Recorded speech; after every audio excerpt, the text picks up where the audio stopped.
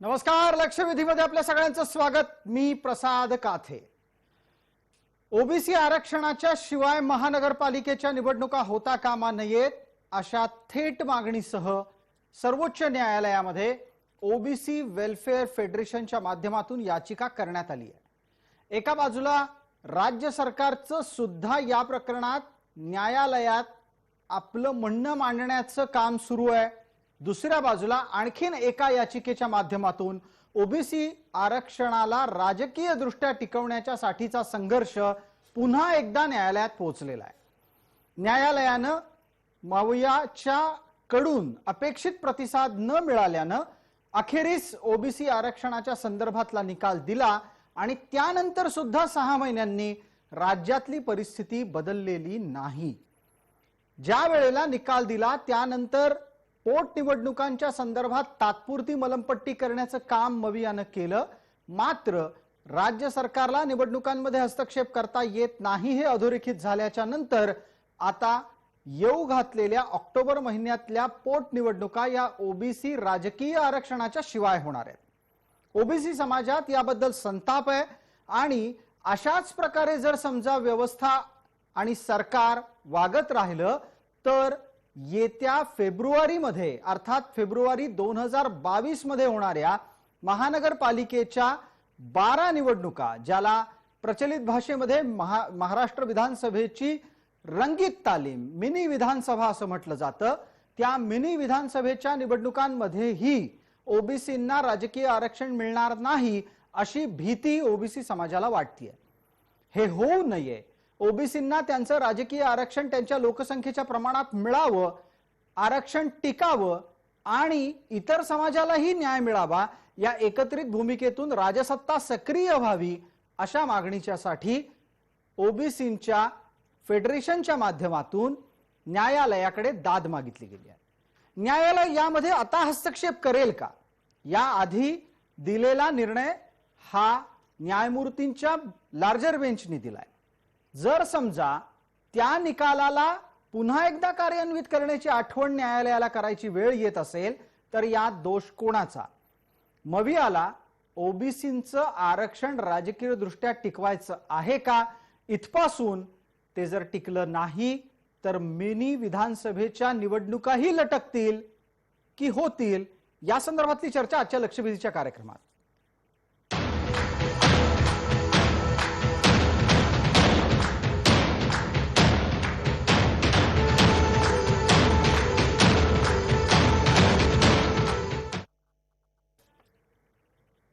या चर्चेत आपल्या सोबत सहभागी होणाऱ्या मान्यवरांचा आपल्याला मी पटकन परिचय करून देतो. आपल्या सोबत आहेत ओबीसीचे नेते चंद्रकांत बावकर, आरक्षणाचे अभ्यासक हरिभाऊ राठोड, राजकीय प्रतिनिधी म्हणून या चर्चेमध्ये 2 मान्यवर आहेत. आपल्या सोबत आहेत भारतीय जनता पार्टीच्या कडून प्रवीण घुगे आणि मवियाचे प्रतिनिधी तसंच राष्ट्रवादी काँग्रेस युवकचे अध्यक्ष आणि प्रवक्ता या नात्यानं आपल्या सोबत रविकांत वरपे आहेत. सर्व मान्यवरांचं आपण चर्चेमध्ये स्वागत करूयात. चंद्रकांत बावकरांसाठीचा पहिला प्रश्न. चंद्रकांतजी, सर्वोच्च न्यायालयाच्याकडून एकदा निकाल दिल्याच्या नंतर पुन्हाही याचिका करण्याची गरज काय होती? सुरुवातीचा जो 4 मार्चचा सुप्रीम कोर्टाचा निकाल आला त्यावेळेलाच मविया सरकारने एम्पिरिकल डाटा गोळा करण्यासाठी हालचाल सुरू करायला हवी होती. डेडिकेटेड आयोग नेमायला पाहिजे होता, तो नेमला नाही. त्यांनी रिव्ह्यू पिटिशन टाकली, वास्तविक अर्थहीन होती. ती रिव्ह्यू पिटिशन टाकली, ती देखील फेटाळली गेली आणि त्याच्यानंतर देखील त्यांना शहाणपणा आलेला नाही. त्यांनी पुन्हा मागासवर्ग आयोगाची जी नेमणूक आहे ती तोपर्यंत केलेली नाही, पुन्हा ती पुढे ढकलली गेली. आणि जेव्हा 3 मार्चला अध्यक्षांची निवड झाली, नियुक्ती झाली आणि त्याच्यानंतर जूनमध्ये साधारणपणे जूनमध्ये हे मागासवर्ग आयोगाचे बाकीच्या सदस्यांची नेमणूक केली आणि त्यांच्या मार्फत जो एम्पिरिकल डाटा जमा करायला पाहिजे होता तो एम्पिरिकल डाटा आजता गायत राज्य शासन हा जमा करू शकलेलं नाही. चंद्रकांत बावकर, या सगळ्या एका पाठोपाठ हे घडलेल्या घटनाक्रमामुळे ओबीसी समाजाला असं वाटतंय का की ऑक्टोबरच्या पोटनिवडणुकांमधलं राजकीय आरक्षण तर गेलंच आहे, जर समजा मवियाचं हेच धोरण राहिलं तर फेब्रुवारी 2022 मध्ये सुद्धा राजकीय आरक्षण काही मिळणार नाही असं आपल्याला वाटतं? अर्थात या संबंधामध्ये सुप्रीम कोर्टामध्ये पुन्हा राज्य शासनानं एक याचिका दाखल केलेली आहे. आमच्या सहकारी मित्रांनी देखील एक याचिका कालच याचिका दाखल केलेली आहे की हा एम्पिरिकल डाटा केंद्राकडून 2011चा किमान मिळाला पाहिजे होता, तोही केंद्र शासन देत नाही आहे. आणि इथला एम्पिरिकल डाटा मिळवण्याच्या दृष्टिकोनातून जी हालचाली करायला पाहिजे होते, कर्मचारी वर्ग पाहिजे होता आणि आर्थिक तरतूद करायला पाहिजे होती, ती कुठल्या प्रकारची केलेली नाही. वास्तविक ती जर एवढ्यात केलेली असते तर या पुढच्या ज्या भविष्यातल्या ज्या आता पोटनिवडणुका सोडून त्याच्या भविष्यातल्या ज्या काही निवडणुका आहेत त्या निवडणुका तरी ओबीसीच्या आरक्षणासहित होऊ शकल्या असत्या.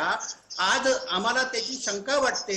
एकंदरीत केंद्र शासनाचं आणि राज्य शासनाचं जे गलथानपणा आहे आणि ओबीसीच्या बाबतीमधली जी अनास्था आहे ही त्याला जबाबदार आहे. जर याच्या पुढचं जे इलेक्शन असेल, ज्या मुख्य निवडणुका असतील, आपण म्हटलं महानगरपालिकेच्या असतील, जिल्हा परिषदेच्या असतील, झेडपीच्या असतील, नगर परिषदांच्या असतील, त्या निवडणुका आम्ही कोणत्याही परिस्थितीमध्ये होऊ देणार नाही, हे या ठिकाणी आपल्या मार्फत मी सांगू इच्छितो. चंद्रकांत बावकर यांनी अतिशय स्पष्टपणे ओबीसी समाजाची भूमिका मांडलेली आहे. याच अनुषंगाने भारतीय जनता पार्टीच्या साठीचा प्रश्न आणि त्याचबरोबर आपल्या सोबत असलेल्या मवियाचे प्रवक्ता प्रतिनिधी या नात्यानं रविकांत वरपे यांनाही प्रश्न आहेत. दोघांनी टप्प्याटप्प्यानं आपलं मत मांडायचंय. रविकांत वरपे, आधी आपल्यासाठीचा प्रश्न, ओबीसीचं आरक्षण ऑक्टोबर मधल्या पोटनिवडणुकांमध्ये आपण गमावून बसलेलो आहोत. तुमची वैयक्तिकरित्या, तुमची याचा अर्थ तुमच्या महाराष्ट्रातल्या विद्यमान आघाडीची आणि महाराष्ट्राच्या आपल्या सरकारची फेब्रुवारी 2022 मधल्या निवडणुकांसाठीची तयारी काय आहे? त्यात ओबीसीचं आरक्षण टिकेल यासाठी तुम्ही ठोस पावलं टाकताय का? चंद्रकांत बावकर यांनी सांगितलेल्या दाव्यानुसार तसं काहीही अद्याप घडलेलं नाही, घडायची लवकरची शक्यता पण दिसत नाही. रवीजी. प्रसादजी, राष्ट्रवादी काँग्रेस पक्षाची मुळातच भूमिका आमच्या सर्वांची ही आहे की ओबीसीच्या राजकीय आरक्षणाचा निकाल लागल्याशिवाय निवडणुका घेऊ नये, ही आमची भूमिका आहे. परंतु आता चंद्रकांतजी जी म्हणाले की 2011 साली 5,000 कोटी रुपये खर्च करून देशात ओबीसीची जनगणना डॉक्टर मनमोहन सिंग साहेबांच्या काळात इम्पेरिकल आणि डाटा हा तयार केला होता. पण दुर्दैवाने 2011 साली 2014ला आमची सत्ता गेल्यानंतर इम्पेरिकल डाटा देण्याची भूमिका केंद्र सरकारने आजतागायत घेतलेली नाही आहे. स्वतः देवेंद्र फडणवीस साहेब मुख्यमंत्री जेव्हा होते आणि पंकजाताई जेव्हा ग्रामविकास मंत्री होत्या तेव्हा त्यांनी केंद्र सरकारला पत्रव्यवहार केला होता त्या ओबीसीच्या राजकीय आरक्षणाच्या बाबतचा. तो पत्रव्यवहार करून देखील केंद्र सरकारने इम्पेरिकल डाटा सुप्रीम कोर्टात दिला नाही. त्यामुळे हे ओबीसीचं आरक्षण गेलेलं आहे. आता चंद्रकांतजींचं म्हणणं आहे की बाबा इम्पेरिकल डाटा किंवा मागासवर्गीय आयोग किंवा त्याचं फंडिंग हे का गोळा करू शकत नाही? गेल्या 2.5 वर्षापासून आपण कोविड सारख्या महामारीला सामोरे जातोय. आज एवढी बिकट परिस्थिती असताना आपण घराघरात जाऊन ओबीसीचा इम्पेरिकल डाटा हा गोळा करू शकत नाही, सगळ्यात मोठं चॅलेंज आहे. आणि म्हणून राज्य शासनाने विनंती केलेली आहे की सुप्रीम कोर्टाने केंद्र सरकारला सांगावं की तुम्ही राज्याला आपण 2011च्या इम्पेरिकल डेटा अर्थात सूक्ष्मतम नोंदींच्या साठीचा आग्रह करता आहात. आपल्या सोबत हरिभाऊ राठोड पण आहेत आणि आपल्या सोबत प्रवीणजी घुगे पण आहेत. प्रवीणजी, आपल्यापर्यंत प्रश्न घेऊन येतो. तत्पूर्वी इतर मान्यवरांना एक छोटीशी विनंती आहे की आपण कृपया बोलत नसाल तेव्हा आपला माईक बंद ठेवावा, कारण आपले आवाज एकमेकांमध्ये फिरून प्रेक्षकांपर्यंत आपले सगळ्यांचेच आवाज नीट पोहोचत नाहीयेत. पहिला मुद्दा प्रवीणजी घुगे यांचा. प्रवीणजी, आपण चंद्रकांत बावकरांचंही वाक्य ऐकलं, रविकांत वरपे यांचंही वाक्य ऐकलं. या दोघांमधला एक समान धागा वारंवार काय निघतो तर 2011चा तपशील केंद्रानं दिला नाही. 2011चा तपशील घेऊन 2021ला आरक्षण देण्याच्या संदर्भातला विषय हा ओबीसी समाजात का पेरला जातोय आणि ओबीसी समाजाला हे का सांगितलं जातंय की 2011ला काहीतरी एक इम्पेरिकल डेटा नावाची गोष्ट केंद्राकडे आहे, ती केंद्र देत नाहीये? प्रवीणजी. नाही, मुळात आपण या निकालाचा व्यवस्थित अभ्यास केला पाहिजे. कारण की या विषयातला पहिला निकाल जो आला तो जसा आता चंद्रकांत यांनी सांगितलं की 4 मार्चला जो काही निकाल आला त्याच्या पूर्वी 13 डिसेंबर 19ला या विषयामधला जो निकाल आला आणि त्या निकालामध्ये या निवडणुकींना परवानगी देत त्यांनी या सर्व डाटा हे सातत्यानं कोर्ट आग्रह करत होतं आणि त्यांनी ही मागणी केली होती की या विषयातली, या ओबीसीच्या विषयातली माहिती, त्याच्यातलं इम्पेरिकल डाटा, जी काही सूक्ष्मतम माहिती आहे, अनुभवाच्या आधारावरती आलेली माहिती आहे, ती आपण द्यावी. आणि त्याच्यापूर्वी सुद्धा सातत्यानं तारीख पे तारीखची घेण्यात आली. कुठल्याही प्रकारचं जे गोष्ट त्यांनी 13 डिसेंबर आपण पटकन मुद्द्यावर येऊयात. वेळेची मर्यादा आहे. ऐतिहासिक तपशिलांमध्ये फार वेळ नको जायला. मुळात असा कुठला डेटा आहे का आणि या डेटाच्या शिवाय निवडणुका होऊ शकणार आहेत का? केंद्र सरकारकडे 2011चं नक्की काय आहे? जनगणनेचा तपशील आणि सूक्ष्मतम नोंदी या दोन गोष्टी वेगळ्या आहेत का? यावरही आपण पटकन आपलं मत मांडा. बरोबर. या विषयामध्ये कोर्टामध्ये सुद्धा हा विषय आला प्रसादजी, आणि कोर्टामध्ये यांनी सांगितलं की या विषयामध्ये केंद्र सरकारला तुम्ही पार्टी करा आणि केंद्र सरकारला तो डाटा देण्याचे निर्देश द्या. कोर्टाने ही मागणी त्या ठिकाणी त्यांच्यावरती फेटाळली. त्यांना सांगितलं की आम्हाला जनगणनेचा डाटा नकोय, तुम्ही इम्पेरिकल डाटाच्या आधारावरती हे सर्व करू शकता. हे 4 मार्चला चंद्रकांतजी अजून त्याच्यामध्ये सविस्तर सांगतील. त्याच्यामध्ये स्पेसिफिक कोर्टाने निर्देश दिले आणि आयोग स्थापन करा. आयोगाच्या माध्यमातून ही माहिती, इम्पेरिकल डाटा तुम्ही त्यांच्याकडून मान्य करून घ्या आणि त्याच्यातून किती जागा असाव्यात ह्या विषयातलं पर्सेंटेज नक्की करा. एवढं दिलेलं असताना 13 डिसेंबर 19 पासून त्याचपर्यंत हे सरकारनं केलं नाही. त्याच्यामुळे हे सगळे विषय आले. पण मला असं म्हणायचंय की हे राजकारण करण्याची वेळ नाही. आता या विषयातलं एकच मिनिट, एक मिनिट.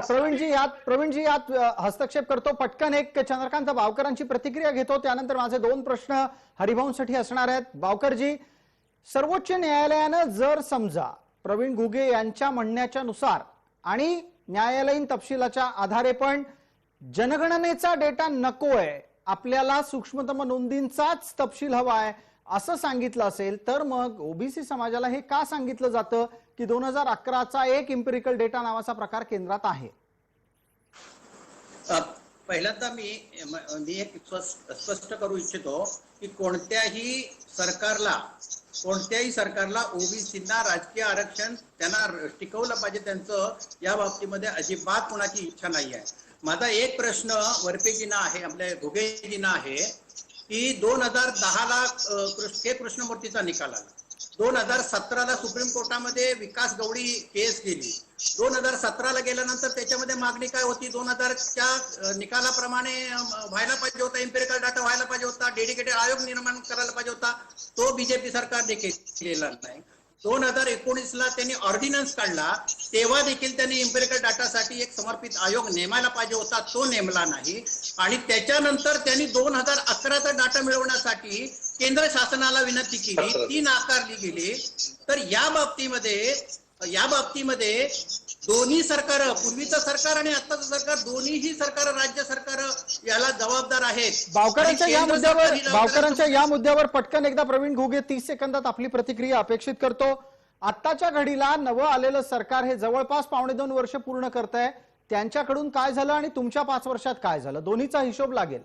चंद्रकांतजींनी सांगितलं हे बरोबर आहे. आणि ज्यावेळेस ही विकास गौडींची केस आली त्यावेळेस त्या केस नंतर विशेष या विषयातली परवानगी अध्यादेश काढून कोर्टाने आपल्याला सब्जेक्ट टू कोर्टाचं जजमेंट, म्हणजे कोर्टाच्या निर्णयाच्या अधीन राहून निवडणुका घेण्याची परवानगी दिली. कारण की चंद्रकांतजी एक लक्षात घेतलं पाहिजे की जरी कृष्णमूर्तीचं जजमेंट अगोदर आलेलं असलं तरी त्याच्यानुसारची कार्यवाही 10 पासून ते 17, 18, 19 पर्यंत झाली नाही, हे वास्तव आहे. हे आपण स्वीकारलंय. आणि त्याच्यातून मार्ग काढण्यासाठीच केंद्राकडे सुद्धा फडणवीसांनी सुद्धा त्यावेळेस पत्र लिहिलं होतं. परंतु त्यावेळेसच कोर्टामध्ये केंद्र सरकारने नाही म्हणून सांगितलं होतं, तर त्या पुढची लगेच तजवीज करायला पाहिजे होती. जी आज 10 दिवसापूर्वी, चंद्रकांतजी मला पूर्ण करू द्या, जे 10 दिवसापूर्वी या सरकारने जाहीर केलं की आता मी आयोगाच्या माध्यमातून ह्या सगळा डाटा जमा करणार आहे. आणि मी तुम्हाला नक्की म्हणजे या विषयावर मला विश्वास होता की जर फडणवीसांचं सरकार असतं तर कोर्टाची मिळालेली परवानगी हे लक्षात घेता आणि त्याच्यानुसार त्वरित कार्यवाही, मराठा आरक्षणाच्या विषयातली किती तात्पर्यानं कार्यवाही केली. आयोग स्थापन केला, त्याच्यातला डाटा जमा केला, तो समोर मांडला आणि या ठीक आहे कागदपत्रांचे प्रवीण काही घुगे निर्णय प्रवीण करून घुगे घेतला. आपलं म्हणणं थोडक्यात असं आहे की न्यायालयीन प्रक्रिया दीर्घकाळ चालल्यामुळे गेल्या सरकारच्या कार्यकाळामध्ये अपेक्षित ती कारवाई होऊ शकलेली नाही, मात्र तरी सुद्धा न्यायालयाच्याच आदेशानुसार न्यायालयाच्या आदेशाच्या अधीन राहून निवडणुका घेण्याची परवानगी मिळालेली होती आणि त्या निवडणुकांमध्ये राजकीय आरक्षण ओबीसींचं टिकलेलं होतं, हे सुद्धा आपण समोर आणलं. हरिभाऊ आपल्या सोबत आहेत, आरक्षणाचे अभ्यासक, या नव्या भूमिकेमध्ये ते आता आपल्याला परिचित झालेले आहेत. हरिभाऊ, मुद्दा इथे काय आहे? कोणामुळे आरक्षण गेलं, कसं गेलं, ते नवीन मिळवण्यासाठी काय करायला लागेल वगैरे वगैरेचे मुद्दे आता बऱ्यापैकी सातत्यानं समोर येत आहेत. इथे ओबीसी समाजाच्या प्रतिनिधींच्या नात्यानं आपल्या सोबत असलेल्या चंद्रकांत बावकरांनी भूमिका घेतली की ते आता ओबीसींचं आरक्षण राजकीय दृष्ट्या नसेल निवडणुकीत तर निवडणुका होऊच देणार नाही. ही ओबीसींची भूमिका प्रत्यक्षात येईल का? हरिभाऊ राठोड. प्रसादजी, आपल्या चर्चेवरून मी एक सांगू इच्छितो की अजूनही हा जो निकाल आहे त्याचा अभ्यास नीट झालेला नाही. मी अगदी सुरुवाती मला 1-2 मिनिट द्या, म्हणजे 2 मिनिटात तुम्हाला सगळं एक्सप्लेन करून सांगू शकतो. जो निकाल आला होता सुप्रीम कोर्टाचा तो खरा म्हणजे ओबीसीच्या बाजूचा आहे आणि तो निकाल राज्य सरकारच्या सुद्धा बाजूचा आहे. परंतु याच्यामध्ये जे ट्रिबल टेस्ट घेतली त्याचा अजूनही उलगडा होत नाही. त्याच्यात पहिली टेस्ट होती की डेडिकेटेड आयोग, समर्पित असा आयोग, एक्सपर्टचा आयोग. हे अजूनही मला वाटत नाही की हा एक्सपर्टचा आयोग आहे, नुसताच आयोग आहे, हे अजूनही काही निश्चित झालेलं नाहीये. जर त्याच्यामध्ये एक्सपर्ट भरले असतील तर आपण समजू एक्सपर्टचा आयोग आहे, तर मग हे सगळं चर्चा करायची गरजच नाही.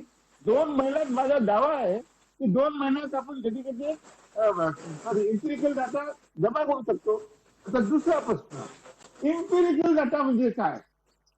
इम्पिरिकल डाटा दुसरं तिसरं काही नाही, तर जे आवश्यक आहे ते, जे कशासाठी, निवडणुकीसाठी, कशासाठी, तर ओबीसीचं पर्सेंटेज ठरवण्यासाठी जे आवश्यक आहे ते सद्यस्थितीत, म्हणजे 2011चा प्रश्न नाही, 1931 ची जनगणनेची आज आज काय परिस्थिती आहे आणि त्या मतदारसंघात, परत सांगतो मी, त्या मतदारसंघात एका जिल्ह्यामध्ये जिल्हा परिषद वेगळी असते, नगरपालिका वेगळी असते, नगर परिषद वेगळी आहे, नगर पंचायत वेगळी आहे आणि ग्रामपंचायत वेगळी आहे.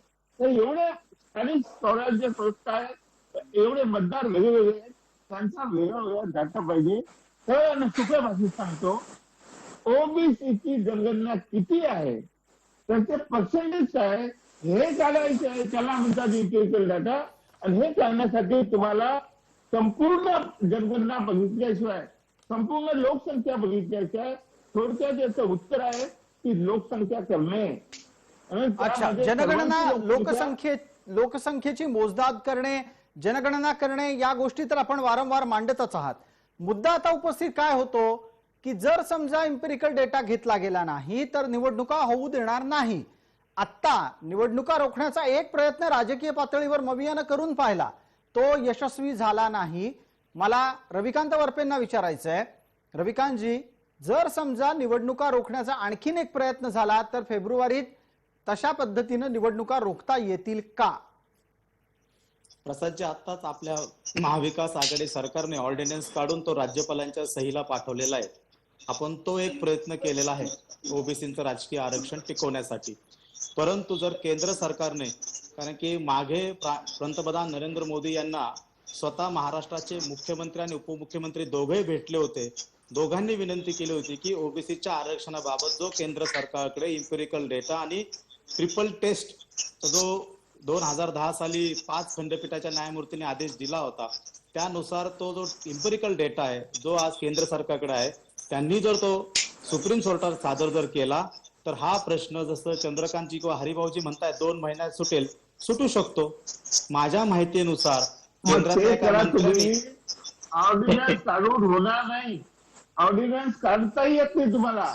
आणि तुम्ही काढला तर काय काढणार तुम्ही की आम्ही 27% वर देणार नाही, 50% आत आम्ही आरक्षण देऊ. नाही नाही हरिभाऊ एकच मिनिट एकदा हेही विचारून घेणं गरजेचं आहे ना की नक्की त्या ऑर्डिनन्स मध्ये लिहिलंय काय.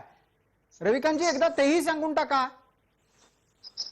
बघा, तो राज्य सरकारचा ऑर्डिनन्स आहे, तो काही माझ्यापर्यंत पोहोचलेला नाही, पण राज्य सरकार ओबीसीच्या आरक्षणासाठी पावलं उचलते ही गोष्ट मात्र खरी आहे.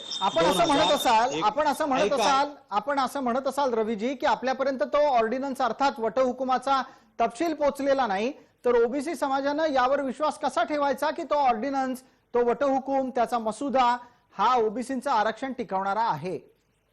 देवेंद्र फडणवीसांनी सुद्धा ओबीसीचा ऑर्डिनन्स काढला होता.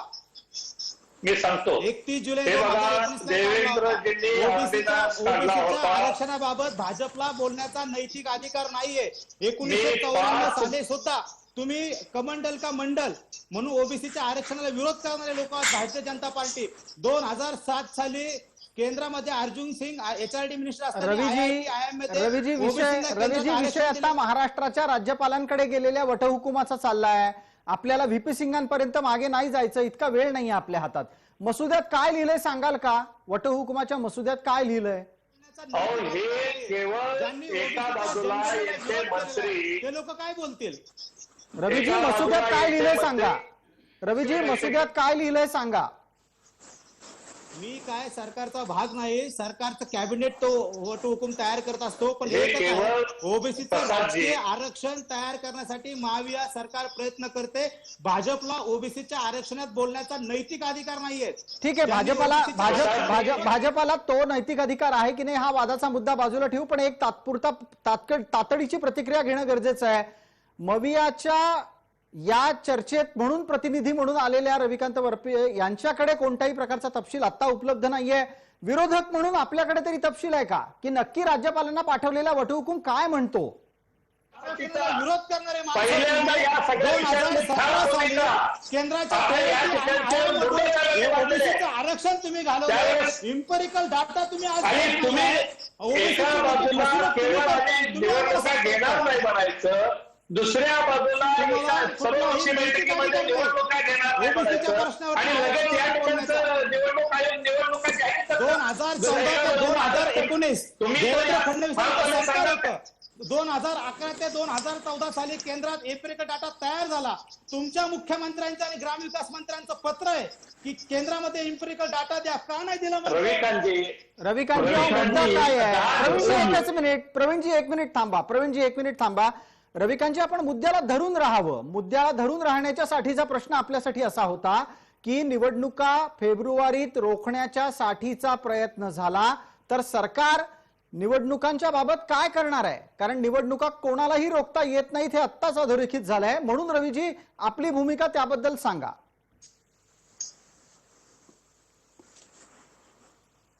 रविकांतजी आपल्यासाठी प्रश्न होता. नाही, मला प्रश्न नीट ऐकायला नाही आला. बरं, मी प्रश्न परत विचारतो. आपल्याला वेळेची मर्यादा आहे, एवढीच फक्त आठवण करून देतो. त्यानंतर प्रवीण घुगे बोलणार आहेत. रविकांत वरपे, निवडणुका रोखण्याच्या साठीचे प्रयत्न जर झाले तर राज्य सरकारची भूमिका काय असेल? ओबीसी आरक्षणाच्या शिवाय मनपा निवडणुका होऊ नयेत अशी भूमिका समोर येते. राज्य सरकारची भूमिका हेच आहे की ओबीसींचा राजकीय आरक्षणाच्या बाजूने राज्य सरकार आहे, त्यासाठी राज्य सरकार प्रयत्न करते. आम्ही सुप्रीम कोर्टाने विनंती करतो की केंद्राने डाटा द्यावा किंवा आपल्या मुख्यमंत्र्यांनी आणि उपमुख्यमंत्र्यांनी स्वतः नरेंद्र मोदींची भेट घेऊन ही विनंती केलेली आहे की ओबीसीच्या राजकीय आरक्षणावर त्यांनी विनंती केलेली आहे. नाही, आतापर्यंत खूप आपण मूर्ख बनवल्या लोकांना, आता बघू नका. माझी विनंती आहे महाविकास आघाडीला, तुम्ही सत्तेवर आहात, तुम्ही 2 महिन्यात हा गोळा करू शकता. आम्ही तुम्हाला सांगतो, तुम्ही एक्सपर्टचा सल्ला घ्या, आम्ही तुम्हाला सल्ला देऊ. तुम्ही घ्या. अहो त्यापेक्षा तुम्ही केंद्र सरकारला विनंती करा ना. डाटा आहे ना केंद्र सरकारकडे. आपण आपण राज्य सरकार इम्पेरिकल डाटा गोळा करेल, तुम्ही लोक केंद्र सरकार मागू शकत नाही का? तुम्हाला केंद्र सरकार डाटा का मागत नाही? इम्पेरिकल डाटा आहे ना माझ्या भावा. मला बोलायचं केंद्र सरकारकडे नाही, केंद्र सरकारकडे. रवीजी हरिभाऊ वारंवार हे सांगतात की केंद्राकडे इम्पेरिकल डेटा नाहीये. इम्पेरिकल डेटा आणि सेन्सस डेटा मध्ये फरक आहे. हे 2 वेगळे इंग्रजी शब्द आहेत. जनगणनेचा तपशील आणि सूक्ष्मतम नोंदी या 2 स्वतंत्र गोष्टी आहेत. ओबीसी समाजासाठीच्या सूक्ष्मतम नोंदी 2011च्या निमित्तानं केंद्राकडे नाहीत, हे हरिभाऊंनी सांगितलंय. हरिभाऊंचा त्यावेळेचा कार्यकाळ हा सत्तेतलाच होता. आत्ता प्रवीण घुगेंचं एक मत घेणं गरजेचं आहे. प्रवीणजी, पटकन निवडणुकीच्या मुद्द्यावरही आपल्याला बोलायचं आहे. एक लक्षात घ्या की हे जे काय आहे केवळ निव्वळ धुळफेक चालू आहे. पहिली गोष्ट मी तुम्हाला सांगतो की हे सरकार ज्यावेळेस 26 नोव्हेंबर 19 सत्तेमध्ये आलं आणि 13 डिसेंबर 19 कोर्टानं या सगळ्या विषयातल्या ट्रिपल कंडिशनचे निर्देश दिले. आयोग नेमा, एम्पिरिकल डाटा जमा करा आणि त्याच्यानंतर आयोग नेमला कधी 15 जूनला, 14 जून रोजी आयोग नेमला, म्हणजे 21च्या ह्याच्यानंतर, म्हणजे डिसेंबर 19 मध्ये ते आदेश दिले आणि आता आयोग नेमतात. पहिली गोष्ट. दुसरी गोष्ट, हे आम्ही सातत्यानं मांडत आलो की आता अध्यादेश काढला तर या सगळ्या निवडणुकीमध्ये वगैरे तुम्हाला टिकवायचं असेल तर ज्या वेळेस निवडणुका जाहीर झाल्या त्याच्यानंतर वरती मागून घोडे काढले, आता अध्यादेश काढले, तो पण टिकणार झालेला आहे. तिसरा विषय मी बोलू द्या. रविकांतजी तुम्ही बोलताना रविकांतजी तुम्ही बोलताना ऐका तुम्ही धुळपेक करता. मी सांगतो मी ते पण सांगतो. मी सांगतो 31 जुलै 2019 ऑर्डिनन्स होता. तुम्ही काढलेला ऑर्डिनन्स तुमच्याजवळ नाही. एक मिनिट, या दोघांचाही आवाज एका क्षणासाठी कमी करा. रविकांत वरपे, 2019 काढलेल्या मसुद्यात काय होतं हे तुमच्याकडे लेखी आहे. तुमच्या मसुद्यात काय आहे हे तर तुम्हाला सांगता येत नाहीये. रविकांतजी, आता तेच काय फरक आहे दोन्ही मधला तो एकदा ऐकून घ्या प्रवीण घुगेंकडून. ऑर्डिनन्सची कॉपी आमच्या सरकारने काढलेल्या ऑर्डिनन्सची कॉपी रविकांतजींच्या हातात आहे. त्याच्यात काय लिहिलंय ते पण त्यांनीच काढलेल्या ऑर्डिनन्सची कॉपी त्यांच्या हातात नाहीये. त्यांना अजून मिळालीच नाही. त्याच्यावर कशाला वेळ काढताय? मी सांगतो की त्या वेळ कशाला काढताय?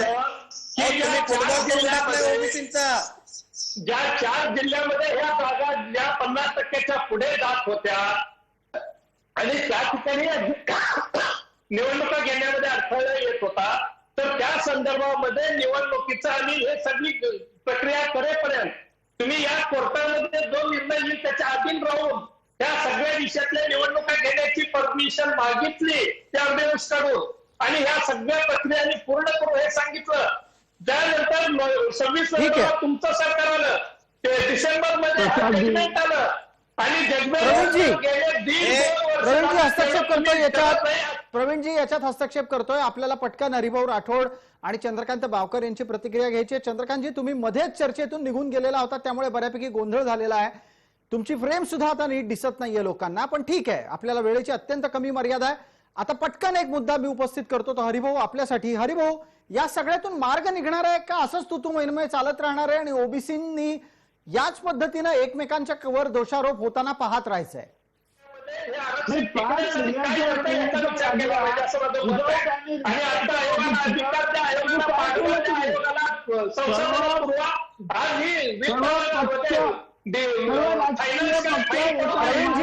प्रवीणजी एक मिनिट प्रवीणजी थांबा. हरिभाऊंचं उत्तर पूर्ण होणं गरजेचं आहे वेळेत. हरिभाऊ, आपलं उत्तर पूर्ण करा. सर्व पक्ष, राजकीय पक्ष एका माळेचे म्हणले आहे. हे सगळ्यांनी सांगितलं होतं आम्ही निवडणुका होऊ देणार नाही. काय केलं तुम्ही? 5 जिल्ह्याच्या निवडणुका लागल्या आणि विदाऊट ओबीसी रिझर्वेशन निवडणुका होत आहे. ते फेब्रुवारीमध्ये होणार आहे. काय करता तुम्ही? या आरक्षणाचं मारेकरी आघाडी सरकार आहे.